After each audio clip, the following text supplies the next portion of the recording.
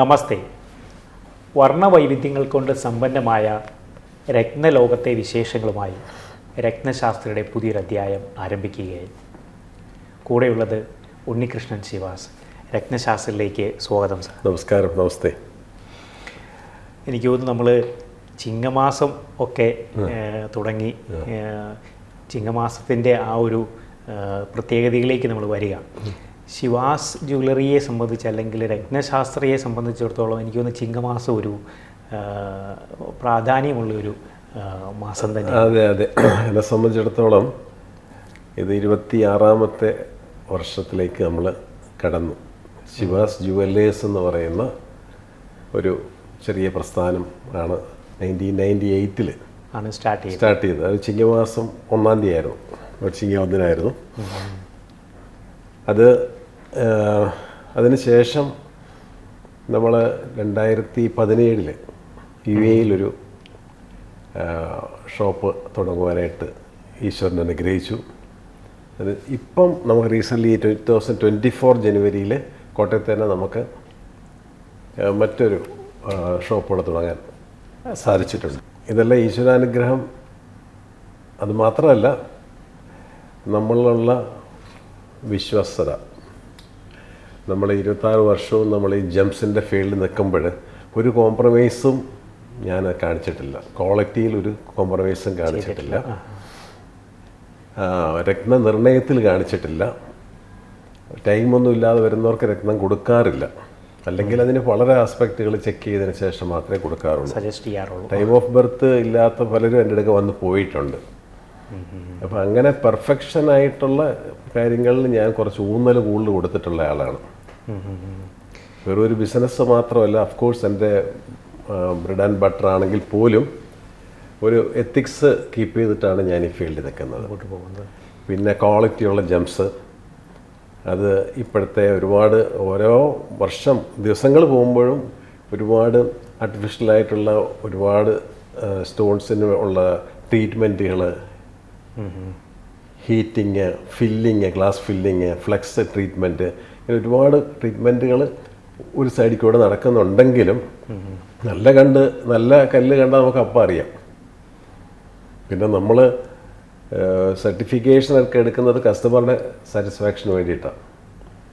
ഞാനൊരു സപ്ലയർ വന്നാൽ അയാളുടെ നിന്ന് പർച്ചേസ് വാങ്ങുന്ന ഒരു സർട്ടിഫിക്കറ്റോടും കൂടിയല്ല. ഞാൻ ജസ്റ്റ് ഗ്ലാസ്സിൽ ചെക്ക് ചെയ്ത് മാത്രം എടുക്കുക. നമുക്ക് കാണുമ്പോൾ അറിയാം എന്ത് ഫില്ലിംഗ് ആണ്, എന്ത് സ്റ്റോണാണ്, എന്ത് ട്രീറ്റ്മെൻറ്റ് അതിലുണ്ടോ, എല്ലാം നമുക്ക് മനസ്സിലാകും.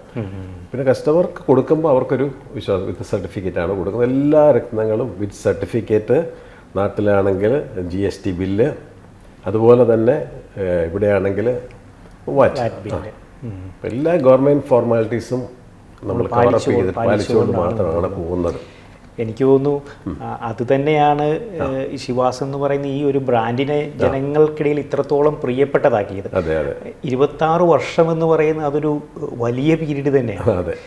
നമ്മൾ 26 വർഷം ഈ ഒരു ഫീൽഡിൽ നമ്മൾ കംപ്ലീറ്റ് ചെയ്തു. അതുപോലെ തന്നെ മറ്റൊരു കാര്യമായിരുന്നു, നമ്മുടെ രത്നശാസ്ത്രയുടെ 200ഓളം എപ്പിസോഡുകൾ കഴിഞ്ഞിട്ടുണ്ട്. 200ഓളം എപ്പിസോഡ് നമ്മൾ ഓരോ എപ്പിസോഡുകളിലും രത്നനിർണയത്തെക്കുറിച്ചും രത്നത്തിൻ്റെ ഒരുപാട് വിവരങ്ങൾ നമ്മൾ പങ്കുവയ്ക്കാറുണ്ട്. ഒന്നും നമ്മൾ മറച്ചു വെച്ചിട്ടില്ല. ഇപ്പം എനിക്ക് കിട്ടേണ്ടല്ലോ ചിലരൊക്കെ ചില ടിപ്സുകൾ പല സബ്ജക്റ്റിനും അവരുടെ ടിപ്സ് അതും പബ്ലിക് ആക്കത്തില്ല. പക്ഷെ ഞാനൊന്നും മറച്ചു വെച്ചിട്ടില്ല. ഒരു രത്നം എങ്ങനെ നിർണ്ണയിക്കാം എന്നുള്ളത് 26 വർഷം കൊണ്ട് നമ്മൾ പഠിച്ച കാര്യം അത് സക്സസ്ഫുൾ ആയതുകൊണ്ട് ഞാൻ ഷെയർ ചെയ്യുന്നുണ്ട്. അതുകൊണ്ടാണ് നമ്മൾ ഓരോരുത്തരുടെയും എന്നല്ല, പ്രത്യേക ചാർട്ടുകൾ എടുത്തിട്ട് അതിൻ്റെ ലഗ്നവും അതിൻ്റെ ഇന്ന സ്ഥിതികളെല്ലാം നമ്മൾ അനലൈസ് ചെയ്യുന്നത്. വളരെ ഡീറ്റെയിൽഡ് ആയിട്ടാണ് നമ്മളിത് മുന്നോട്ട് കൊണ്ടുപോകുന്നത്. ഈ ഒരു കാര്യങ്ങളൊക്കെ നമ്മൾ പരിപാലിച്ച് പോരുന്നതുകൊണ്ട് തന്നെയാണ് ജനങ്ങൾക്കിടയിൽ ഇത്രത്തോളം ഒരു ഇഷ്ടമുള്ള പ്രിയപ്പെട്ട ഒരു ബ്രാൻഡാക്കി നമ്മളെ. എൻ്റെ അച്ഛനോടും അമ്മയോടും ഗുരുക്കന്മാരോടുമാണ് എനിക്ക് അങ്ങേയറ്റം നന്ദിയും സ്നേഹവും കടപ്പാടും ഉള്ളത്. എൻ്റെ അച്ഛനാണ് ഈ അച്ഛൻ്റെ പേരിലാണ് അറിയപ്പെടുന്നത്. ശിവശങ്കർ നായർ എന്നായിരുന്നു അച്ഛൻ്റെ പേര്. അയ്യപ്പ സേവാ സംഘം ജനറൽ സെക്രട്ടറി ആയിരുന്നു. കാലാകാലങ്ങളോടെ ഫൗണ്ടർ മെമ്പറാണ്. സാഹിത്യ പ്രവർത്തക സംഘത്തിൻ്റെ ഫൗണ്ടർ മെമ്പറാണ്. അച്ഛൻ അങ്ങനെ പബ്ലിക്കിൽ നന്നായിട്ട് നിന്ന ആളും എന്നാൽ ബിസിനസ് നന്നായിട്ട് ചെയ്തുകൊണ്ടിരുന്ന ആളുമാണ്. അയ്യപ്പ ഭക്തനായിരുന്നു. അതേ ഒരു അച്ഛനാണ് എൻ്റെ റോൾ മോഡൽ. അപ്പോൾ ആ ഒരു അനുഗ്രഹം എപ്പോഴും പിന്നെ തീർച്ചയായിട്ടും ഉണ്ടാവും.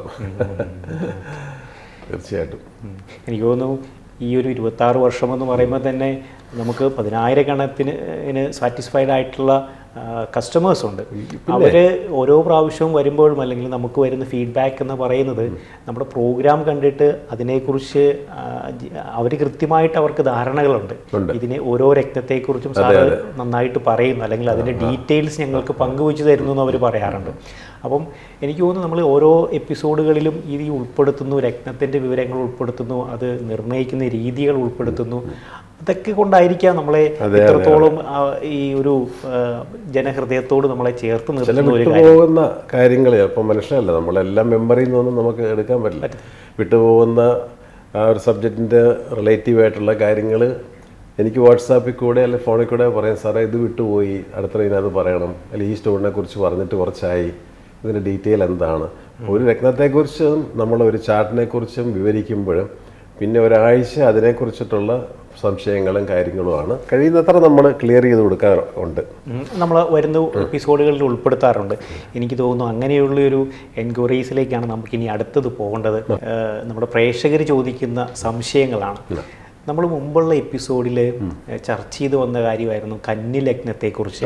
അതിൽ ഉണ്ടാവുന്ന ഒരു ബുധൻ്റെ പ്രാധാന്യത്തെക്കുറിച്ചൊക്കെ നമ്മൾ പറയുകയുണ്ടായി. അപ്പോൾ ഒരു പ്രേക്ഷകൻ നമ്മുടെ അടുത്ത് ചോദിച്ച ഒരു കാര്യമാണ്, ആൾ കന്നിലഗ്നക്കാരനാണ്, ആളുടെ ബുധനും അതുപോലെ വ്യാഴവും ഒരു ഹൗസിൽ തന്നെ നിൽക്കുന്നു, വ്യാഴത്തിൻ്റെ ആ ഒരു ദശാകാലത്തിൽ കൂടെ ആൾ കടന്നു പോകുന്നു, ആ സമയത്ത് ആൾ വ്യാഴത്തിൻ്റെ കല്ല് ധരിച്ചാൽ പോരെ എന്നൊരു ചോദ്യം ഞാൻ നോട്ട് ചെയ്ത് വെച്ചിട്ടുണ്ടായിരുന്നു ആ ഒരു ചാർട്ട്. അതെ, കന്നി ലഗ്നത്തിൽ ബുധനും വ്യാഴവും. കന്നി ലഗ്നം എന്ന് പറയുന്നത് തന്നെ ബുധൻ്റെ എക്സോൾട്ടഡ് ഹൗസാണ്.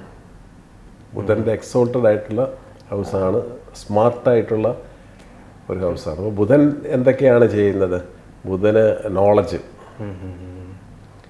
ബിസിനസ്. ഈ എക്സോൾഷൻ ഉള്ളതുകൊണ്ട് എന്ത് കാര്യങ്ങളാണെങ്കിലും അത് കൃത്യം അത് തന്നെ ഫോക്കസ് ചെയ്ത് മുന്നോട്ട് കൊണ്ടുപോകും. ഒരു പെർഫെക്ഷനിസ്റ്റ് എന്ന് വേണമെങ്കിൽ ബുധനെ പറയാം. അങ്ങനെയുള്ള ബുധൻ ഈ വ്യക്തിയുടെ കർമ്മകാരകനും കൂടെയാണ്. അതായത് 10th ഹൗസ് എന്ന് പറയുന്ന അദ്ദേഹത്തിൻ്റെ കർമ്മം എന്ന് പറയുന്നത് ഇടവമാണ്, മിഥുനമാണ്. ആ മിഥുനവും കന്നിയും മിഥുനവും ബുധൻ്റെ ക്ഷേത്രങ്ങളാണ്. അപ്പോൾ ലഗ്നാധിപനായിരിക്കുന്ന ബുധനുമാണ്. അതുപോലെ കർമാധിപനാരെന്ന് വെച്ചാൽ അതും ബുധനാണ്. അപ്പം ഏറ്റവും ഒരു പെർഫെക്റ്റാണ് ലഗ്നാധിപൻ ലഗ്നത്തിൽ നിൽക്കുന്നത് തന്നെ വളരെ ഒരു വിശേഷമാണ്, സവിശേഷതയാണ്. അത് ഹെൽത്ത് വൈസിൽ നല്ലതാണ്. അതുപോലെ തന്നെ കർമാധിപൻ ലഗ്നത്തിൽ നിൽക്കുമ്പം സ്വന്തമായിട്ട് ജോലി ചെയ്ത് അല്ലെങ്കിൽ ബിസിനസ് ചെയ്ത് മുന്നോട്ട് കൊണ്ടുപോകും. ബുധനെ കുറിച്ച് പറയുന്നതിന് teacher of the real world എന്നാണ് പറയുന്നത് ബുധൻ.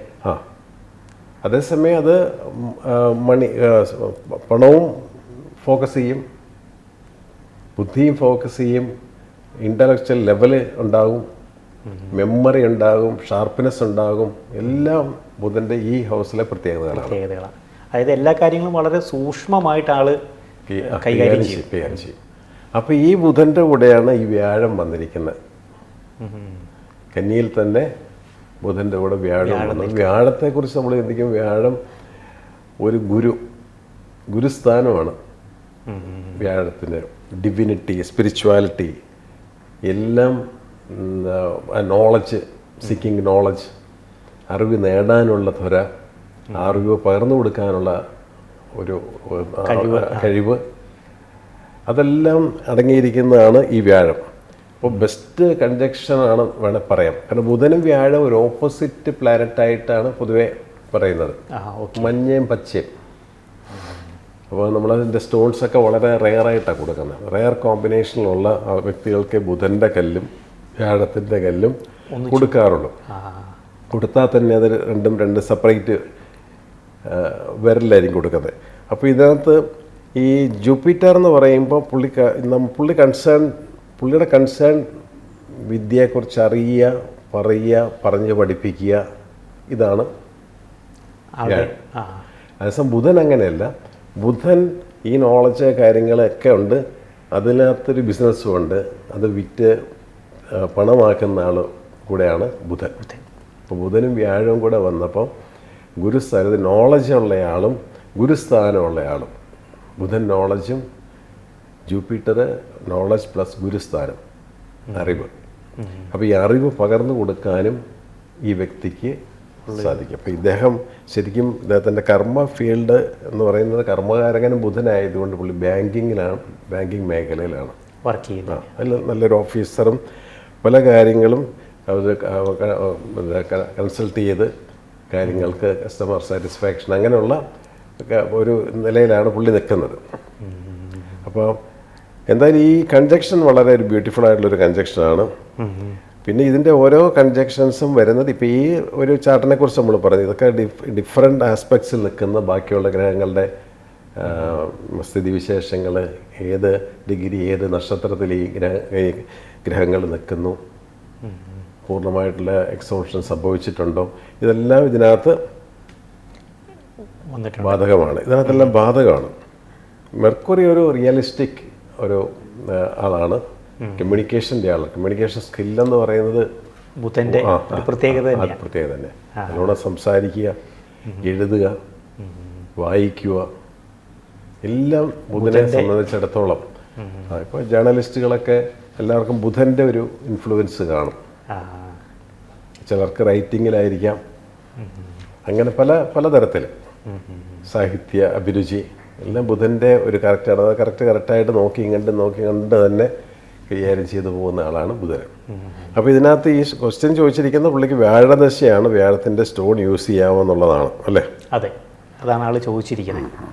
അപ്പോൾ ഇതിനകത്ത് വ്യാഴദശയാണെങ്കിൽ പോലും ഈ ലഗ്നാധിപനുള്ള ഇമ്പോർട്ടൻസ്, ഉച്ചത്തിൽ നിൽക്കുന്ന ബുധൻ, ആ ബുധന് അല്പമെങ്കിലും ഒരു ചെറിയൊരു മൈനസ് പോയിന്റ് വന്നിട്ടുണ്ടെങ്കിൽ വ്യാഴത്തിൻ്റെ കൺജക്ഷൻ, ഇതെല്ലാം പറഞ്ഞാലും ബുധനും വ്യാഴവും കൂടെ ഉള്ള കോമ്പിനേഷൻ ആയതുകൊണ്ടാണ്.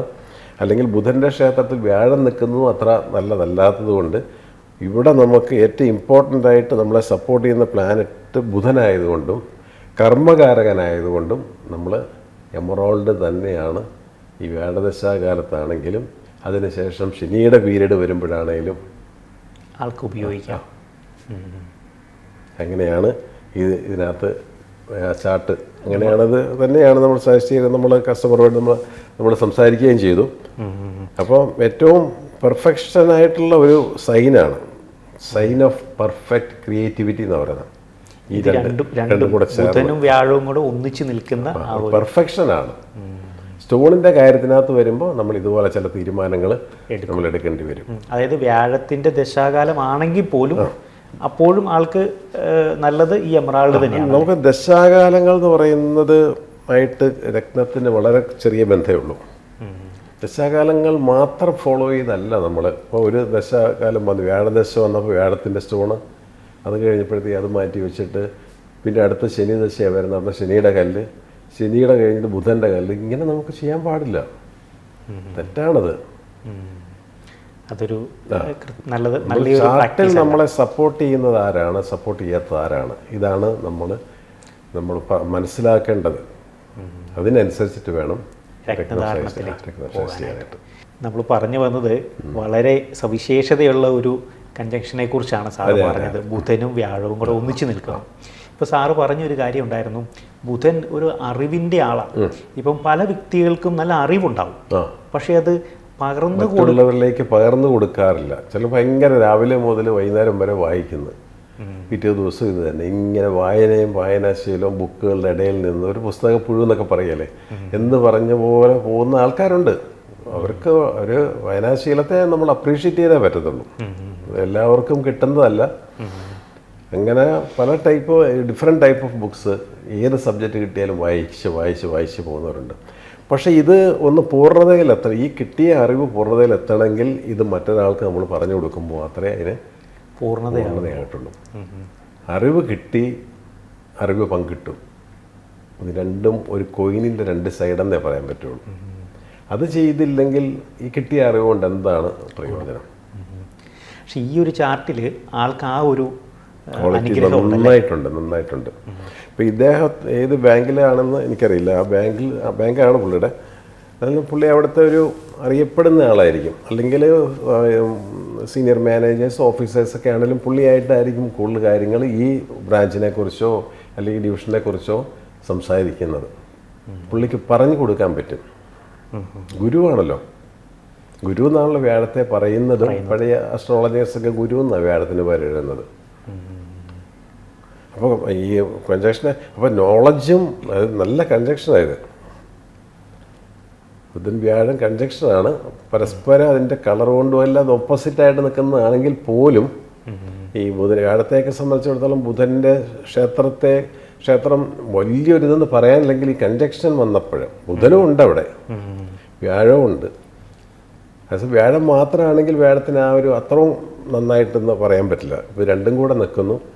അപ്പം മറ്റ് ചില കൺജക്ഷനും പോലെ സൂര്യശനി കൺജക്ഷൻ, ചൊവ്വ ശനി കൺജക്ഷൻ, രാഹു ശനി കൺജക്ഷൻ, രാഹു ചൊവ്വ കൺജക്ഷൻസ് ഒക്കെ ഉണ്ടല്ലോ, നമ്മൾ പലപ്പോഴും പറയാറുണ്ട്. അപ്പോൾ ആ കൺജക്ഷനുമായിട്ട് ഈ കൺജക്ഷൻ താരതമ്യപ്പെടുത്താൻ പറ്റത്തില്ല. ഇത് ശരിക്കും നോളജ്, ഇൻ്റലക്ച്വൽ ലെവൽസ് അത് തന്നെയാണത്. അത് മറ്റുള്ളവരിലേക്ക് പകർന്നു കൊടുക്കുന്ന കൺജക്ഷൻ. അതാണ് നമ്മൾ ഇതിനകത്ത് നോട്ട് ചെയ്യുന്നത്. ഹൈലൈറ്റ് കിട്ടിയ അറിവ് അല്ല, പഠിച്ച കാര്യങ്ങൾ മറ്റുള്ളവർക്ക് പകർന്നു കൊടുക്കാനും പറ്റും. അപ്പോൾ സാറ് പറഞ്ഞു ഇവിടെ ആൾക്ക് ഏറ്റവും അനുയോജ്യമായിട്ടുള്ള രത്നം എന്ന് പറയുന്നത് മരതകം, എമറാൾഡാണ് സാറ് പറയേണ്ടത്. എനിക്ക് തോന്നുന്നു നമ്മൾ എമറാൾഡിനെ കുറിച്ച് പല എപ്പിസോഡുകളിലും അതിൻ്റെ കാര്യങ്ങളെക്കുറിച്ച് നമ്മൾ ചർച്ച ചെയ്തിട്ടുണ്ട്. മുമ്പുള്ള ഒരു എപ്പിസോഡിൽ നമ്മൾ എമറാൾഡിനെ കുറിച്ച് പറഞ്ഞപ്പം നമ്മൾ പറഞ്ഞ ഒരു കാര്യമാണ് പച്ച നിറത്തിലുള്ള മറ്റൊരു രത്നം. നമ്മൾ പെരിഡോട്ടിനെ കുറിച്ച് പറഞ്ഞു. അതായത് എമറാൾഡിന് നമുക്ക് സബ്സ്റ്റിറ്റ്യൂട്ട് ആയിട്ട് ഉപയോഗിക്കാൻ പറ്റുന്ന ഒരു രത്നത്തെ കുറിച്ച് നമ്മൾ പറയുകയുണ്ടായി. അതേപോലെ ഇപ്പം പെരിഡോട്ട് പോലെ നമുക്ക് ഉപയോഗിക്കാൻ പറ്റുന്ന മറ്റ് രത്നങ്ങളുണ്ടോ എമറാൾഡ് ഒരു മാച്ചായ ഒരു ചാർട്ടിൽ? പിന്നെ എമറാൾഡിനെന്ന് പറഞ്ഞാൽ എമറാൾഡ് പ്രീഷ്യസ് സ്റ്റോൺ കാറ്റഗറിയിൽ പെടുന്ന കല്ലാണ് മരതകം എന്ന് പറയുന്നത്. മരകതം എന്നുണ്ട്, മരതകം എന്നുണ്ട്, മരണത്തെ അതിജീവിച്ചതെന്ന് വ്യാഖ്യാനിക്കുന്നുണ്ട്. അങ്ങനെയൊക്കെ ആ രത്നത്തിൽ ഒരുപാട് ഇത് പറയുന്നുണ്ട്, സവിശേഷതകളുണ്ട്.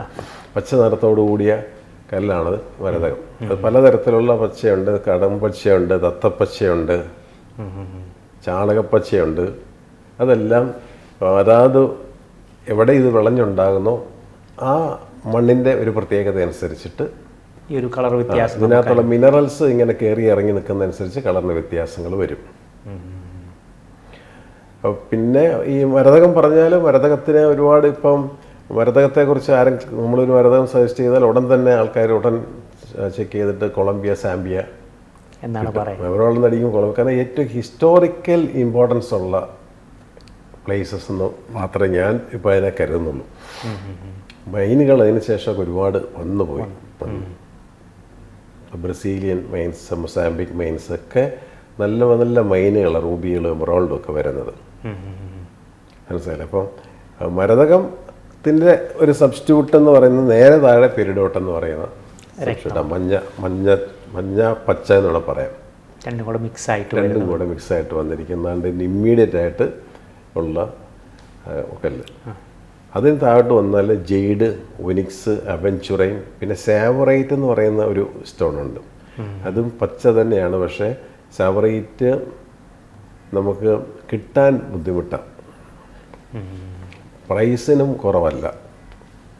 അപ്പം ജെയ്ഡൊക്കെ ആണെങ്കിൽ ജെയ്ഡ് നമുക്ക് അഫോർഡബിൾ ആയിട്ടുള്ള പ്രൈസിൽ കിട്ടും.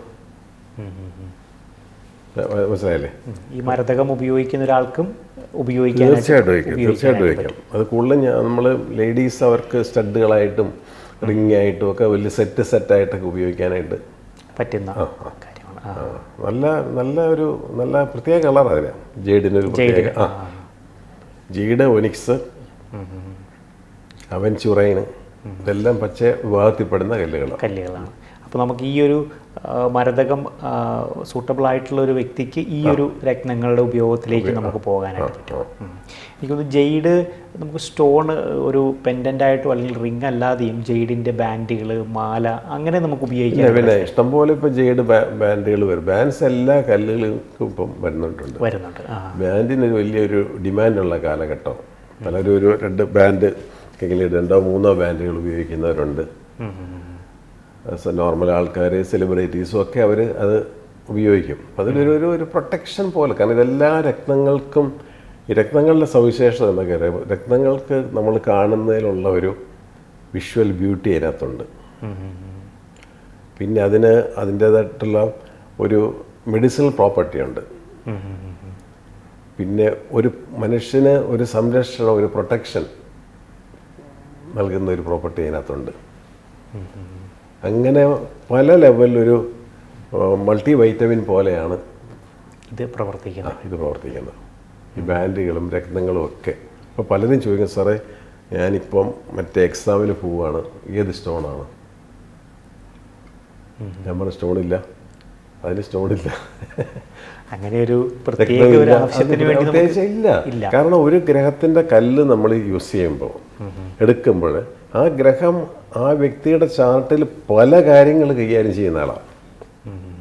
ഇപ്പോൾ ലഗ്നത്തിൽ നിൽക്കുന്ന മുമ്പേ നമ്മൾ ബുധൻ്റെ കാര്യം പോലെ, ലഗ്നത്തിൽ നിൽക്കുന്ന ബുധൻ ലഗ്നത്തെ മാത്രമല്ല നോക്കുന്നത്, കർമ്മരംഗത്ത് നോക്കുന്നു, പുള്ളിയുടെ ബുദ്ധിയെ നോക്കുന്നു. ബുദ്ധിയെ ബ്രെയിനുമായിട്ട് ഏറ്റവും കണക്ഷനുള്ള ഒരു ഗ്രഹമാണ് ബുധൻ. കർമ്മരംഗത്ത് ഉണ്ടാകുന്നു, സംസാരിക്കാനുള്ള കഴിവുകൾ ഉണ്ടാകുന്നു, മനസ്സിലായല്ലേ? നല്ല മാർക്കറ്റിങ്, ടെലികമ്മ്യൂണിക്കേഷൻസ്, അങ്ങനെ പലതരത്തിലാണ് ആ ഒരു ഗ്രഹം കൈകാര്യം ചെയ്യുന്നത്. പിന്നെ ആ ഗ്രഹം നിൽക്കുന്ന ലഗ്നം എങ്ങോട്ടാണ് നോക്കുന്നത്? ലഗ്നത്തിൽ നിൽക്കുന്ന ബുധൻ 7th ഹൗസിലോട്ട് നോക്കുന്നുണ്ട്. 7th ഹൗസ് നേരെ ഓപ്പോസിറ്റ്, ആ 180 ഡിഗ്രി നിൽക്കുന്ന ആ ഹൗസിലേക്ക് നോക്കിയാണ് നിൽക്കുന്നത്. അപ്പോൾ ആ ഭാഗത്ത് ഏത് ഗ്രഹമാണ് നിൽക്കുന്നത്? ഇപ്പോൾ ശനിയാന്ന് വിചാരിക്കും. അപ്പോൾ ബുധൻ ശനി കോമ്പിനേഷൻ എന്ന് പറഞ്ഞാൽ ഉഗ്രം കോമ്പിനേഷനാണ്, ബുധനും ശനിയും തമ്മിലുള്ള കോമ്പിനേഷൻ. അപ്പം ആ 2 ഗ്രഹങ്ങളും തമ്മിലുള്ള കോമ്പിനേഷൻ ഈ വ്യക്തിക്ക് ഗുണം ചെയ്യും. അപ്പം അങ്ങനെയാണ് ഈ ഗ്രഹം. അപ്പോൾ ഒരു കാര്യത്തിന് മാത്രമല്ല, പല കാര്യങ്ങൾക്കായിട്ടാണ് പലതാണ് ആ ഒരു പർട്ടിക്കുലർ ഗ്രഹം കൈകാര്യം ചെയ്യുന്നത്. അപ്പോൾ നിങ്ങളൊരു രത്നം ധരിക്കുന്നത് ഒരു മൾട്ടിവൈറ്റമിൻ ഗുളിക കഴിക്കുന്നതിന് തുല്യമാണ്. എനിക്ക് തോന്നുന്നു നമ്മൾ ഈ പറഞ്ഞ ആ ഒരു ജെയ്ഡ് എന്ന് പറയുന്ന ആ ഒരു രത്നത്തിൻ്റെ കുറച്ച് വിവരങ്ങളും കൂടെ അല്ലെങ്കിൽ വിശേഷങ്ങളും കൂടെ നമുക്ക് പ്രേക്ഷകരോട് പങ്കുവയ്ക്കണം. അത് നമുക്കിനി വരുന്ന ഒരു എപ്പിസോഡിൽ ആ ഒരു ഡീറ്റെയിൽസ് ഉൾപ്പെടുത്തുമെന്ന് നമുക്ക് വിശ്വസിക്കാം. ഇന്നത്തെ എപ്പിസോഡ് നമുക്ക് വൈൻഡപ്പ് ചെയ്യാനായിട്ടുള്ള സമയമായി. അടുത്തൊരു എപ്പിസോഡിൽ കണ്ടുമുട്ടാം. നമസ്തേ. സന്തോഷം.